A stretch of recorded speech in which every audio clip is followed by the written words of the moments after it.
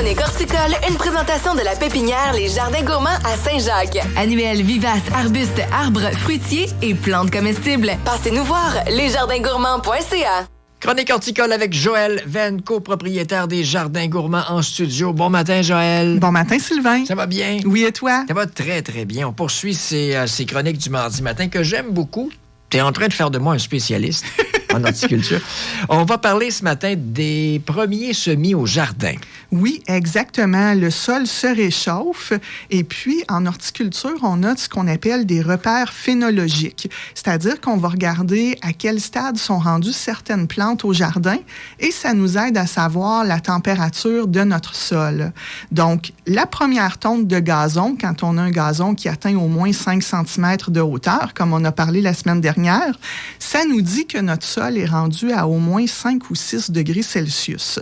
Ce qui est une excellente nouvelle parce que ça veut dire qu'on peut faire nos premiers semis directement au jardin. Directement à l'extérieur? Oui. Donc, quand on regarde les sachets de semences, entre autres les sachets de l'écoumène, on a toujours l'indication sur le sachet qui nous dit la température de sol minimale à laquelle on peut faire le semis. Puis, c'est important de la respecter parce que si jamais le sol n'est pas assez chaud, la semence ne pourra pas germer. Mais on l'a mis dans un endroit qui est humide, donc le risque qu'on a, c'est qu'elle pourrisse avant de germer. Donc, bien important de s'assurer que le sol est assez chaud pour recevoir nos semences. Il y a quelques semaines, on parlait des semis intérieurs pour transplantation extérieure plus tard. Est-ce qu'on est rendu là? Bien, on n'est pas rendu à les transplanter, mais on serait rendu à les acclimater. C'est-à-dire que dès que les températures vont être en haut de 10 degrés Celsius, on peut commencer à sortir nos transplants à l'extérieur. Pour les premiers jours, on les sort à l'ombre parce que on veut pas qu'ils prennent de coups de soleil. C'est un petit peu comme nous quand on sort l'été, les premières fois au soleil, ça prend la crème solaire. Oui, je comprends. Donc, même principe, les premiers jours, on les met à l'ombre. 10 degrés est important. S'il fait en bas de 10, il faut les rentrer. Donc, ça permet de les acclimater tranquillement, pas vite comme ça, mais on n'est pas rendu à les planter au jardin parce qu'on a encore des risques de gel et puis ils ne survivraient pas là, si jamais ça arrive. Tu voulais me parler aussi de la différence entre la rusticité des plantes et les jours de gel. Oui, exactement. C'est deux concepts que les gens confondent. Quand on parle de zone de rusticité, on pense surtout à nos végétaux qui sont vivaces, donc qui reviennent d'année en année, qui passent l'hiver à l'extérieur. Donc, ces végétaux-là, ils ont une certaine capacité à résister au froid, c'est-à-dire à survivre à l'hiver, mais aussi leur capacité à former des fruits et à les rendre à terme. Donc, si mon fruitier est dans un contexte trop froid, peut-être qu'il va survivre, mais il ne sera pas capable de me donner ses fruits à maturité. Okay. Donc, il faut vérifier qu'on le plante dans la bonne zone. Et puis ça, les zones, ce qui est arrivé, c'est que dans le fond, le Québec a été séparé en 5 zones. Donc, la zone 1, elle est au nord du Québec et la zone 5, elle est au sud du Québec. Donc, plus le chiffre est faible, plus les végétaux sont capables de résister au froid. Donc, ça a été évalué avec un paquet de facteurs, que ce soit les températures hivernales minimales, la durée de période sans gel, les précipitations, l'altitude, etc. C'est comme ça que ça a été déterminé. Donc, quand on magasine une plante dans un centre-jardin pour la partie extérieure, on va regarder sur l'étiquette, ou on peut demander à nos conseillers aussi, puis on va toujours avoir l'information de la zone de rusticité. Donc, par exemple, à Joliette, selon les modèles, on est zone 4B ou zone 5A.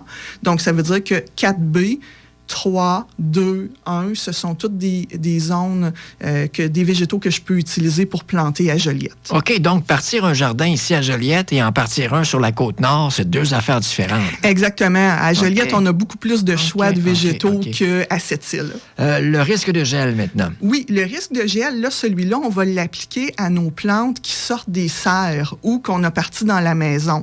Donc, c'est des plantes qui ne sont pas adaptées au froid, que ce soit les annuelles, les fines herbes, les légumes. Donc là, ce qu'on veut, c'est que quand on va décider de les planter officiellement au jardin, il faut que les risques de gel soient passés. Et là, dans le fond, il faut vraiment regarder le dernier jour de gel. Donc, parce que souvent, les gens vont confondre avec la date moyenne du dernier gel. Mais là, je te donne un exemple là, pour Joliette. Ben, la date moyenne du dernier gel, c'est le 8 mai. OK.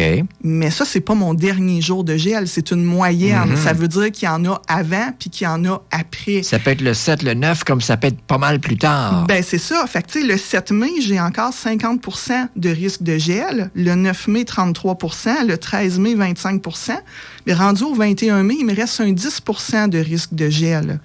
Mais là, rendu au 21 mai, je peux regarder Météo Média, puis ça me donne une idée des prévisions court, moyen terme pour prendre ma décision.